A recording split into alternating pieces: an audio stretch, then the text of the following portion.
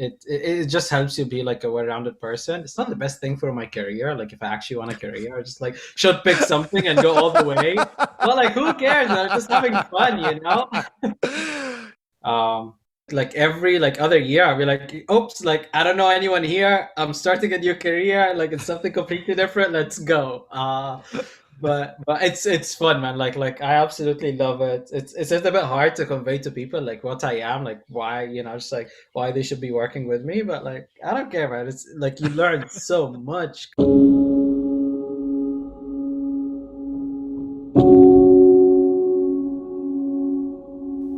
Welcome to The Mountain Pass, a podcast about lifelong learning, curiosity, and our wonderful brain.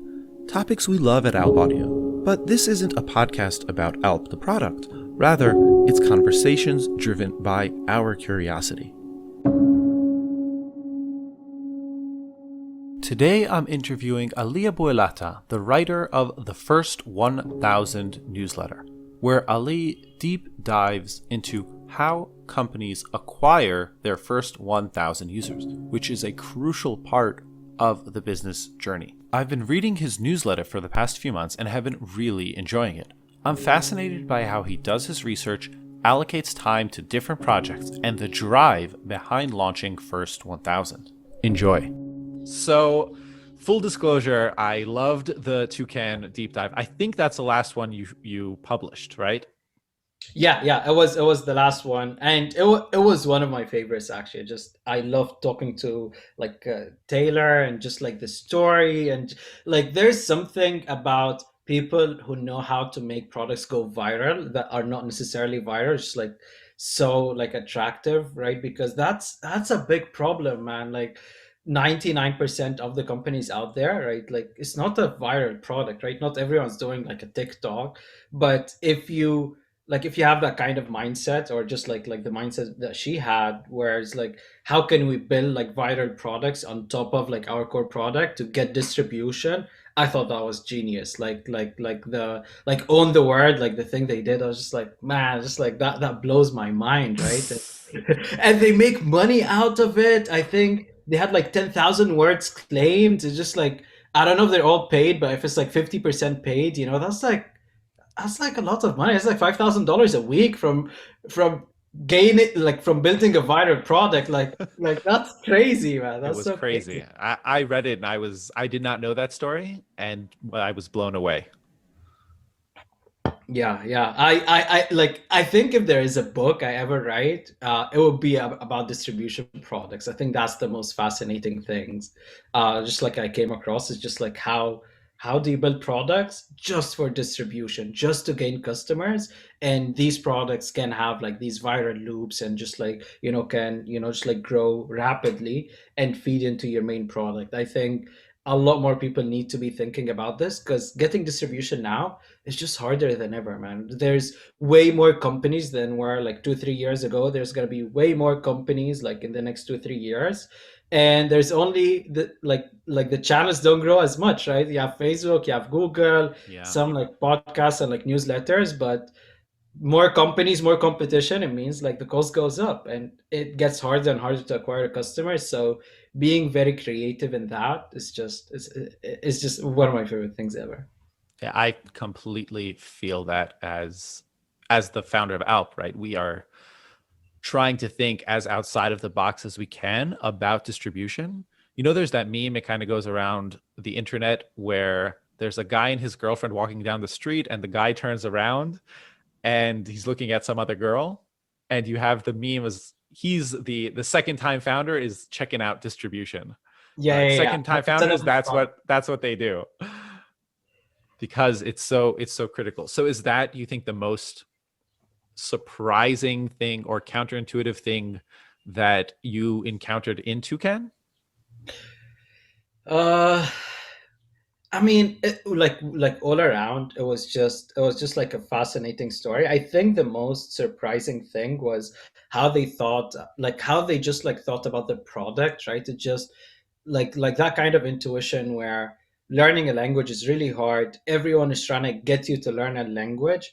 By just spending time learning it, we're gonna make you passively learn a language, and we're gonna build a new experience around that. And by not trying to like create a new habit or a new behavior for people to learn a language, they kind of did in a way, right? It became like this whole thing where like like this like plugin where it changes, like the words. And a lot of people be like, oh, like we should do more of that, right? When I was doing my research, it's like a bunch of other companies that are just like, okay, let's, like if we're trying to teach people something, let's try to teach them something in the flow that they're at, rather than trying to create a new flow and a new habit. And I think that that was like the most insightful piece, right? Just like, wow, like you don't need to create an app for everything, right? Like that's not necessarily the best thing to do sometimes. Right. You have to meet your users and your audience where they are. Another app just requires people to download a new app and dedicate time to it. Whereas, a plugin to Chrome, you're on Chrome, I don't know, 10 hours a day. I think the same model, by the way, is very true for newsletters, right? I'm in email, my workflow is an email. Getting at me through an email newsletter is meeting the user where they are.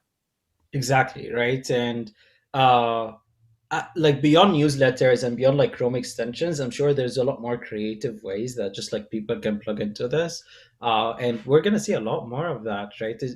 People like people's attention spam is just like lower than ever, right? You just like there's so many things coming at you, and building a new behavior is like harder than ever. Just like teaching people to do something is an extremely hard job, and if you can bypass that, like you have a gold mine actually, right? Because you get people to spend 10, 20 times like like more time on your app, on your thing, trying to like get like understanding your value proposition versus like 10 minutes. Like that's massive, man.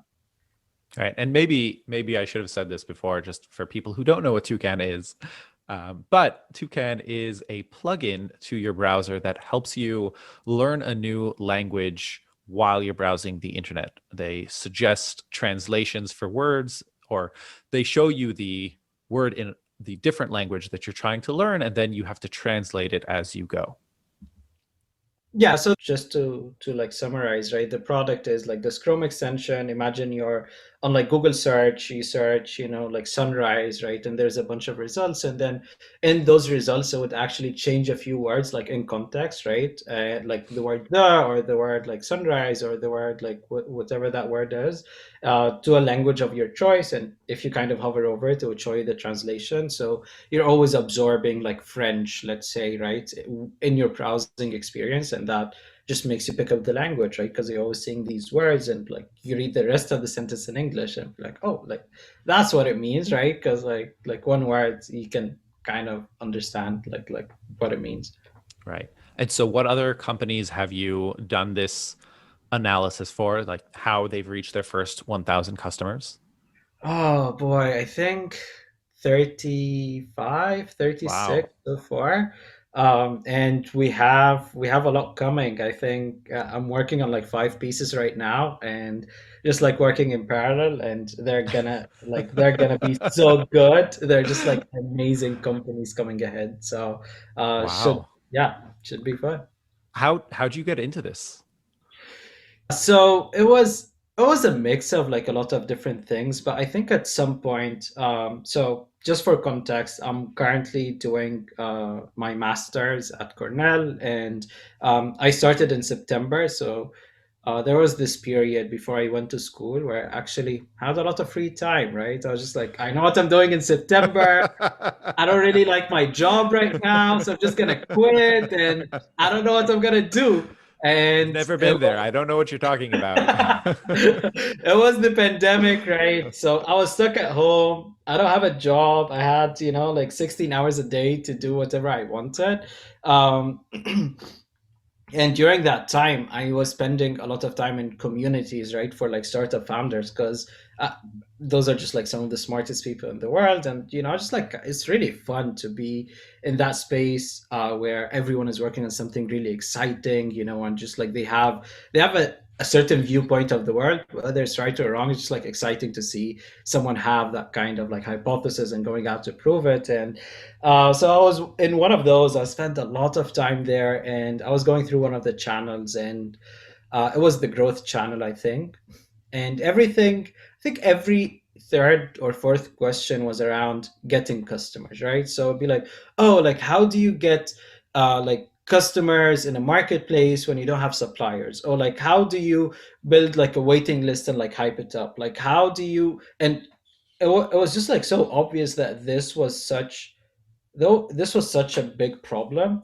And because I also had a lot of free time, I used to spend a lot of time listening to like podcasts on YouTube with like founder interviews. I think, man, I at least watched like two, three, 400 hours of just like founders in the early days. And my favorite was going back, like filtering the results like 2, 3 years after the company got started, and just seeing, just like very raw kind of like interview, or just like getting like Travis Kalanick just getting started out with Uber. He's like, we're gonna launch in like 5 cities by the end of the year, and he's like so excited.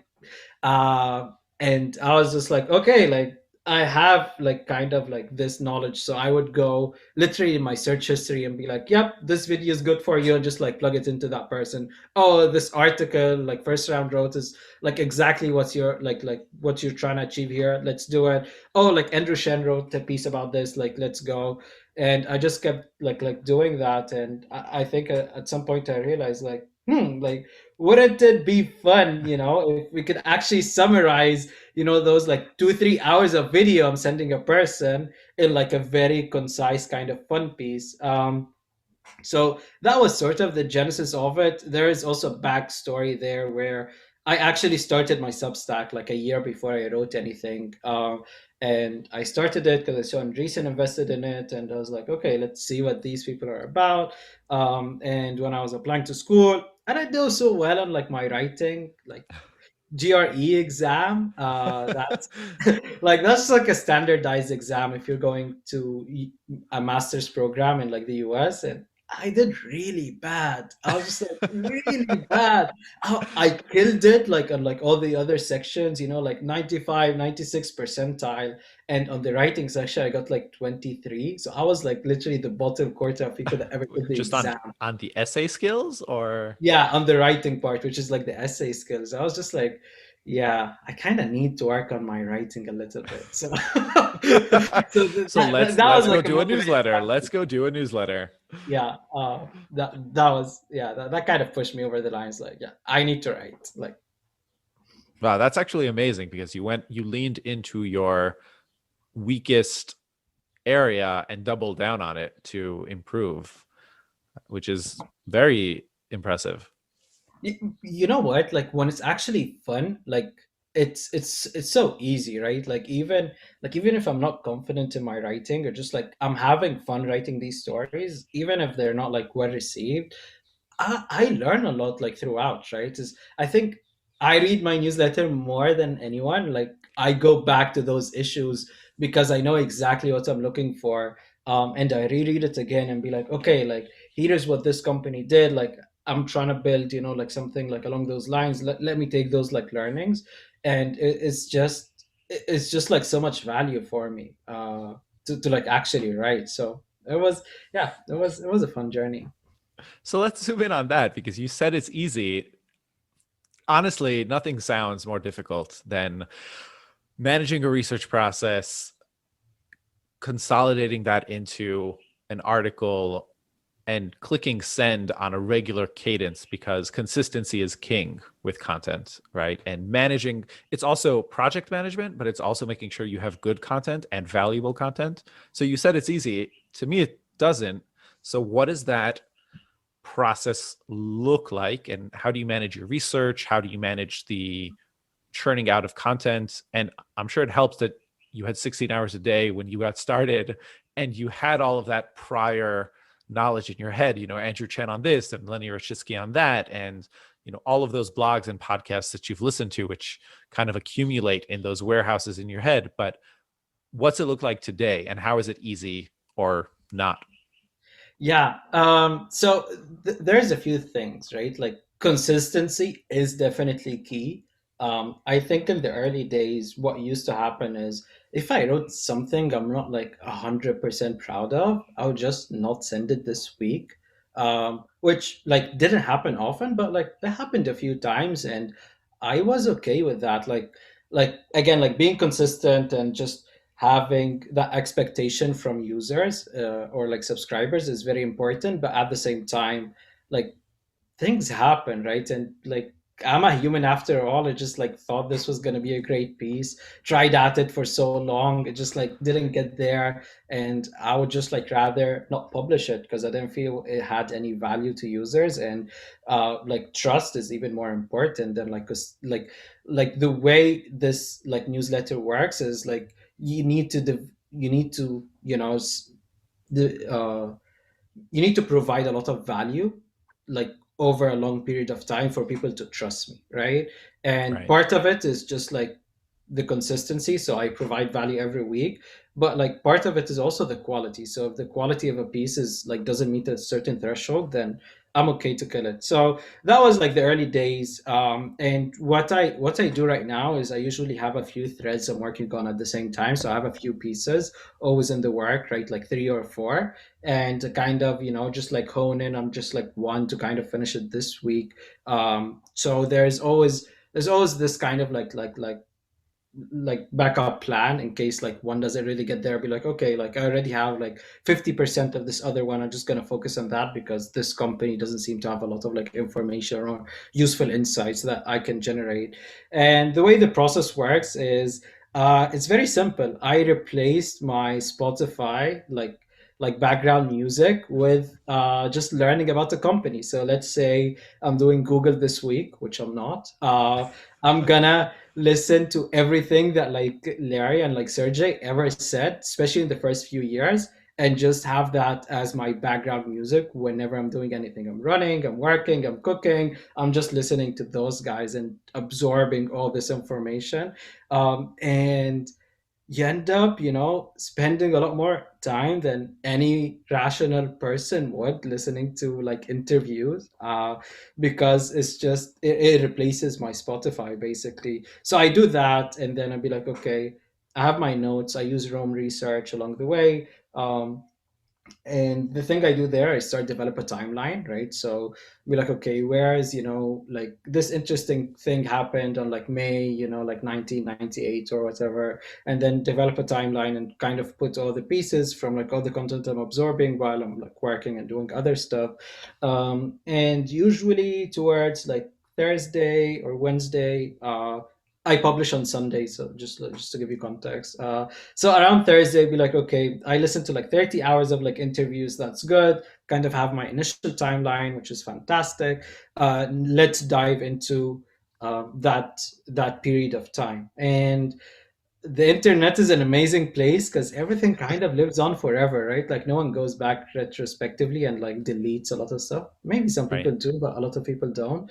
And I try to like brute force my Chrome to pretend we're like in like 1998, and just like all like advanced like searches on like social media on like Google, on like the company website, like Internet Archive, and just like trying to take it back as much as I can, and just start exploring like that period of time, what was happening, what was the media talking about, what the company was talking about, what the founders were talking about, what the customers are talking about, what are their reviews, and like all that kind of stuff, and just like move down the timeline in that way. So that's, I mean, that's basically it. It's not that hard actually.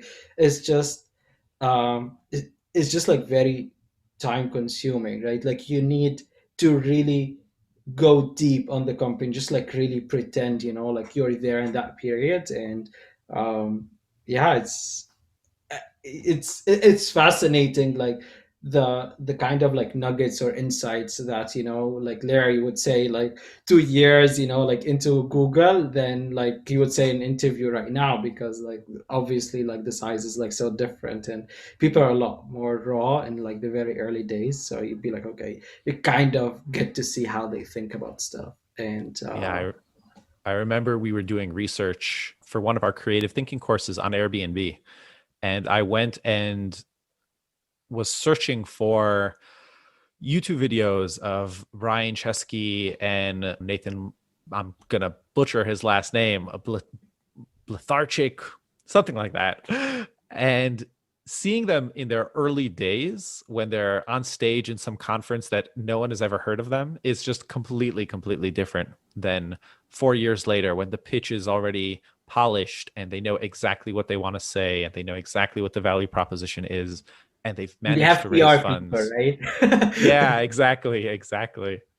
exactly.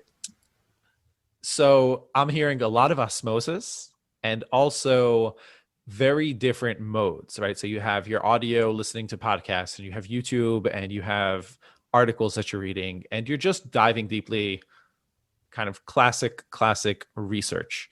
And do you spread it out over time, or do you crunch it together? Yeah, that's interesting because I don't have a good answer to that actually.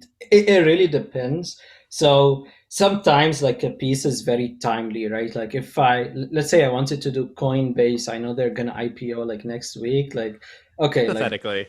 yeah, I'm not doing Coinbase, but like uh yeah, I would just like I would have to kind of set the time and like go like deep into it and just like do it in a week. But like a lot of other times, it's just like I write about interesting companies to me, like first and foremost.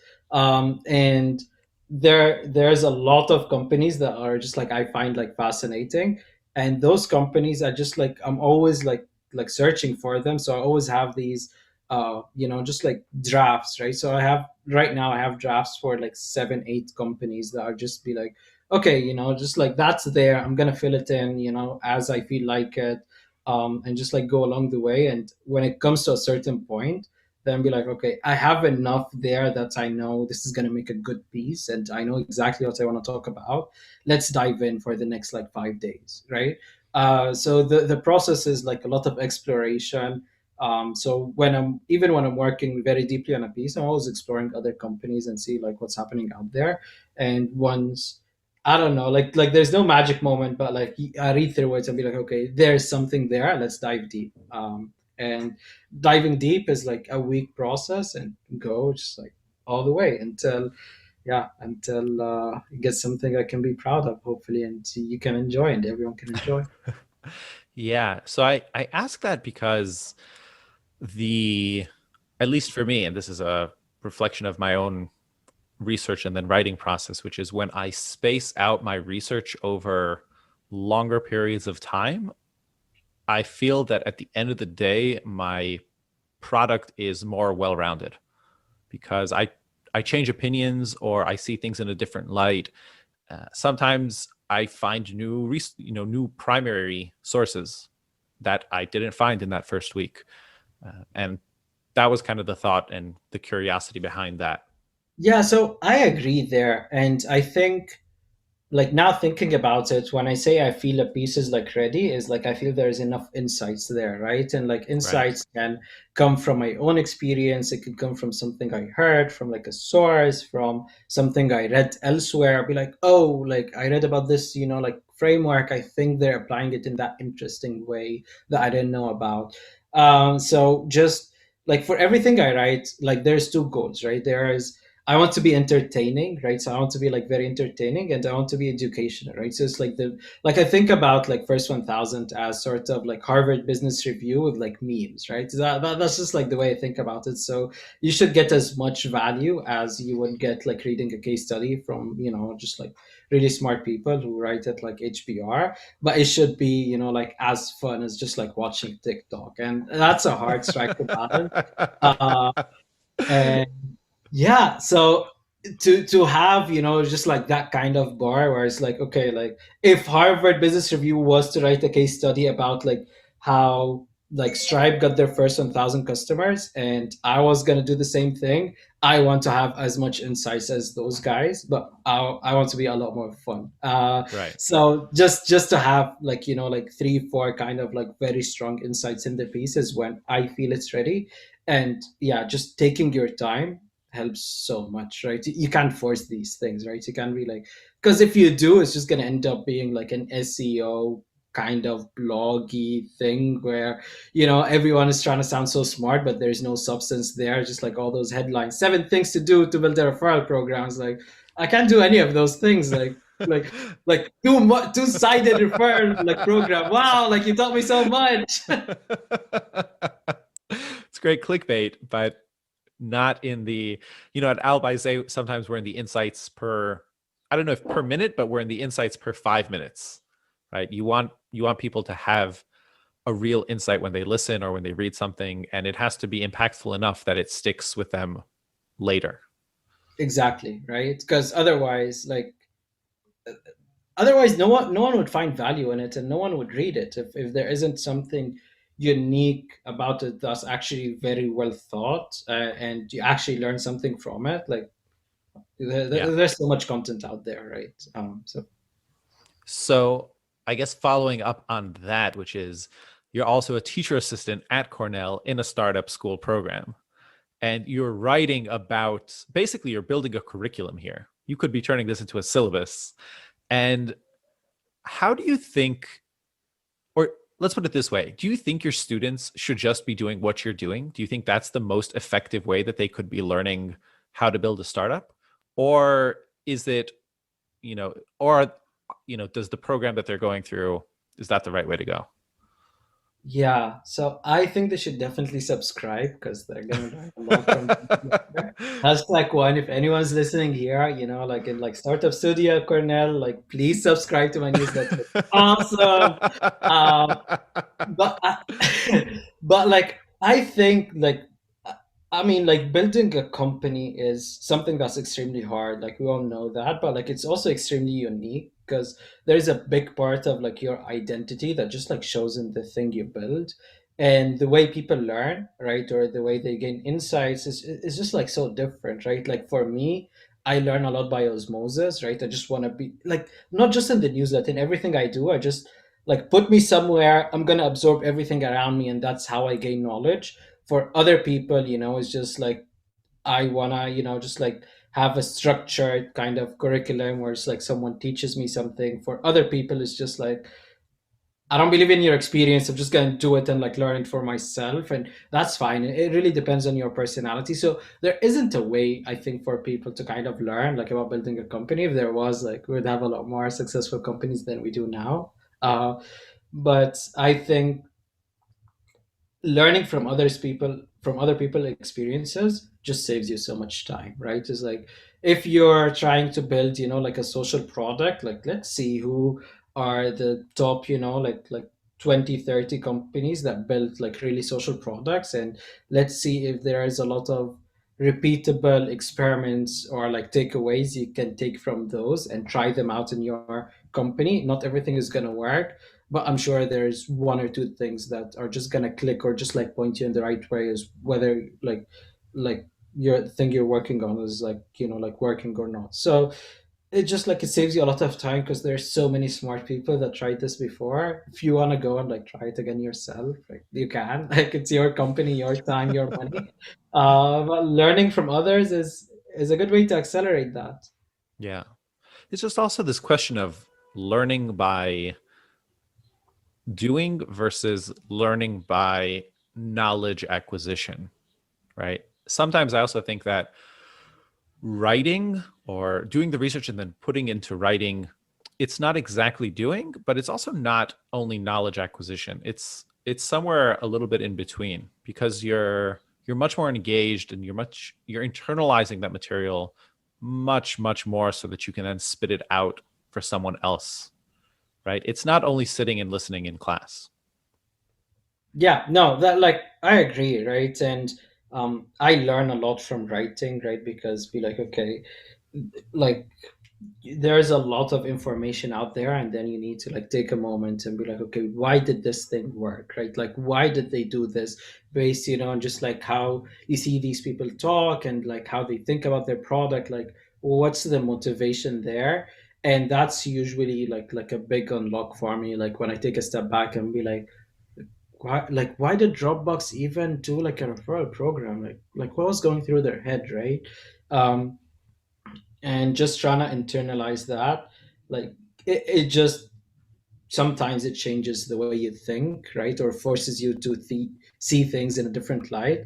And that was just like that's like very insightful. And if I didn't have to write, if I just had to like mention it up in like a conversation, I would never taken the time to understand the why behind what someone does, which is like where I got most of my value from, like actually writing these. Right. um I feel that very much. So when I read something or when I listen to a podcast or an audiobook, very often I feel that I have this illusion of learning. And it's there. And this is part of the osmosis, right? When you hear something for the first time, it's there. You can remember that you've heard about it. But then when I come to write something down, the next day or even a few hours later, and I need to actually remember the details or generate insights from it, I get stuck because I realize that either I haven't internalized it or it just floated through my working memory and floated away. And that's when the osmosis or the repetition really comes in, and just like you said, the diving deeper so that you can generate those insights really make a difference. So what, and this might be putting you on the spot, you don't have to name favorites, but like what was the favorite first 1000, or alternatively, what have you learned from those deeper dives that have changed the way you're managing first 1000?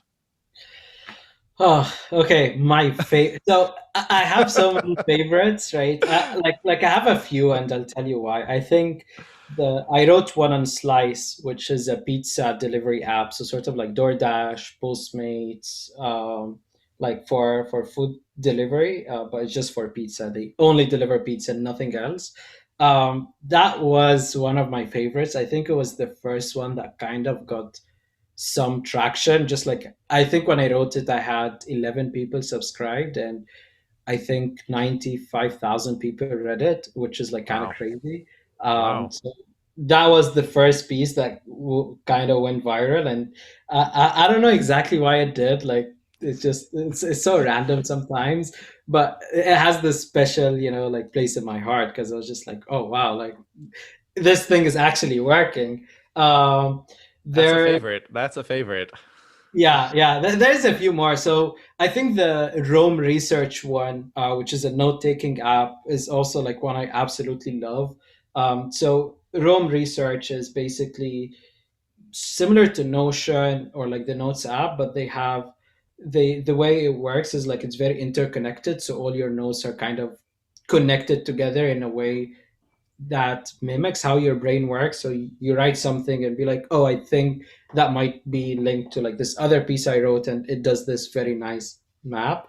Um, and I think there, like what I really liked about it was they kind of followed like the Tesla like go to market, which I found so weird that like they would take like an automotive company and just like be like, we're gonna apply the same lessons from like Tesla and like Elon Musk to a note-taking app. It's just like it felt like this would never work. uh but it worked for them like really really really well, right? So they started off with like high-end product, right? It's like we're gonna build like note taking for like the athletes, like the researchers at like universities, and build this like very enterprisey, like sophisticated like software, and make a lot of money. We can invest that money back into the business and use that to consumerize our app. And they did that for like 2 years, and I think they raised their seed round now at like $200 million, which is like fantastic. Wow.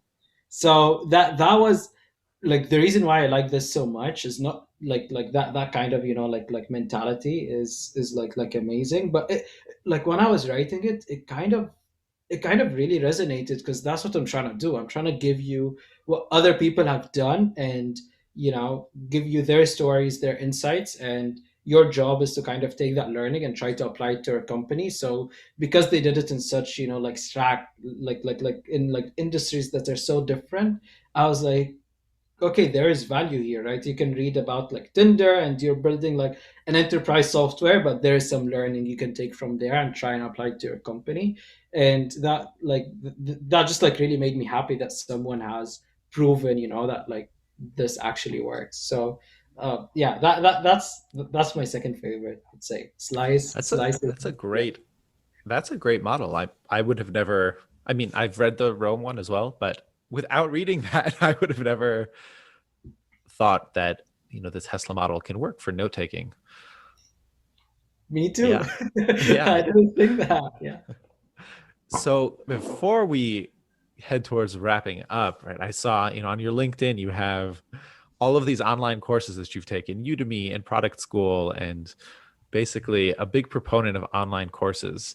And if you had to advise someone who's thinking about getting into product or startups, do you think it's more efficient to take those courses or to learn by doing the research and doing those deep dives that you're doing? Which one do you think you've actually benefited more from?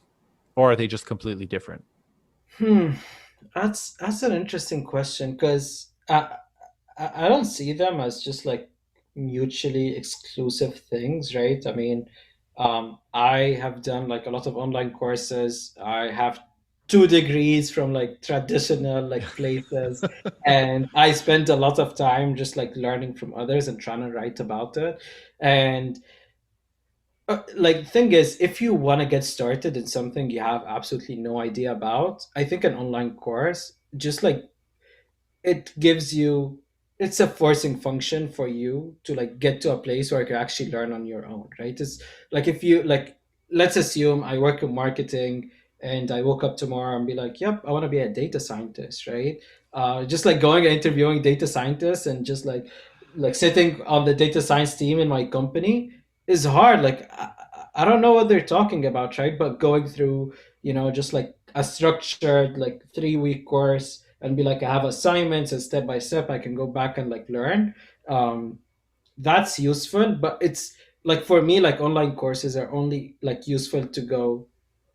I mean, if anyone's building an online course, if you're building an online course, I don't know, like this is like take that with a grain of salt. That's just like my experience, but it's just like to take you from like 0 to like 20 or like 30, right? Like that's the value I see in it. Just take you to a place where you understand the terminology, understand how thing works, and just like have some like be able to have a conversation with a person in that field.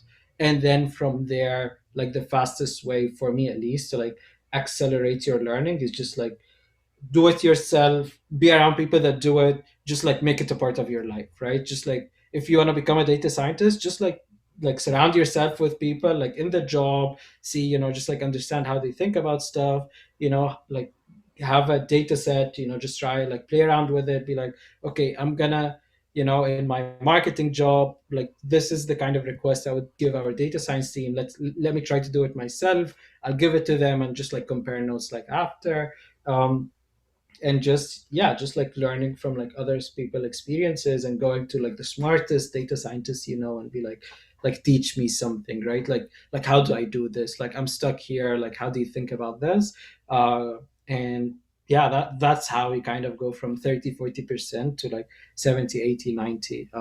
I think online, like a lot of people just end up in that online course like loop where they start one, finish it, start one, finish it, start one, finish it, and that can only take you so far, right? Like an online course is meant to teach you the fundamentals of something. It's Yeah. not meant to, like teach you. It's not meant to make you, like an expert on it, because it's just like extremely hard. It's extremely Yeah. hard to compact, like 15 years of knowledge in like 20 hours. Like you can't do Yeah. that. Yeah, no, I agree. I think and this is also a generalization, but in general, online courses do a great job at teaching you what you don't know, because when you're entering something you don't even know what you're missing, and you have to hear those terms for the first time to understand, like, oh, there's product management methodology, what's that, let's go read about that. And so you don't even know what you don't know, and online courses do a great job exposing you to a topic, a field, something like that, and then you have to double click and zoom in.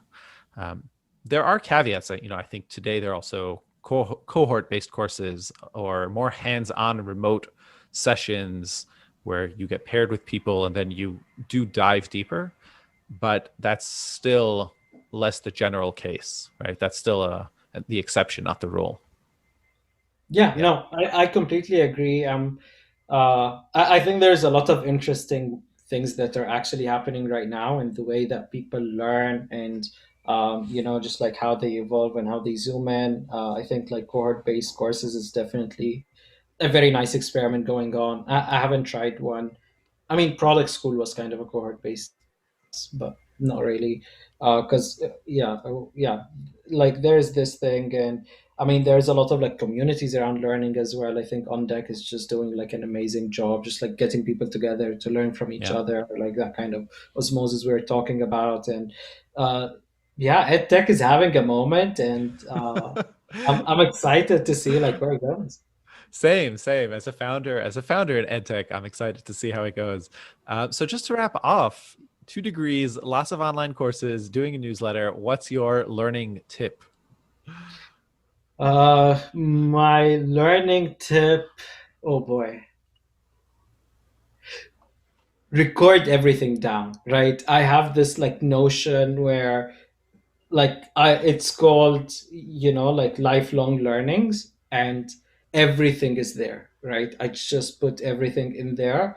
Like whenever you feel like you learn something new, just write it down. Like take a Love it. minute, write it down somewhere that you can access later, because yeah, like your memory is not as good as you think. Love it. Love it. Unintuitive. Many of us don't do that, but extremely, extremely valuable. Ali, thank you for your time. This has been great.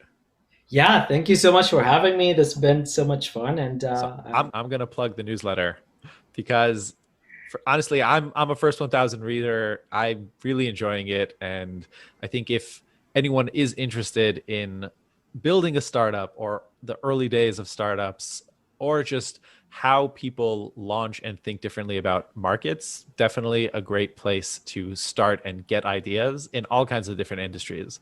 And you do a great job researching it. Really, really well done. So unabashedly plugging your newsletter. If there's anything else that you want to plug, or where can people find you or reach out, feel free. yeah, so first of all, subscribe. I spent so much time on it. Please do.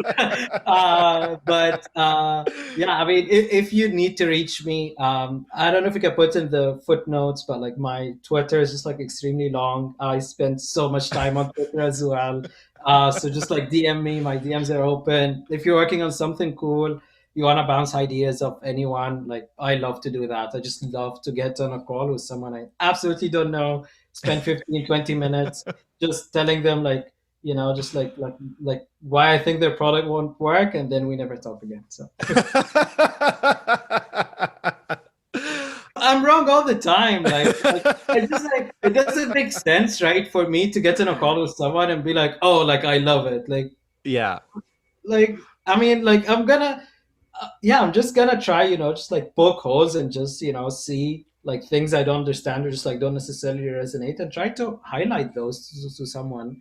I may be the wrong user. I may be like absolutely wrong. I'm wrong all the time.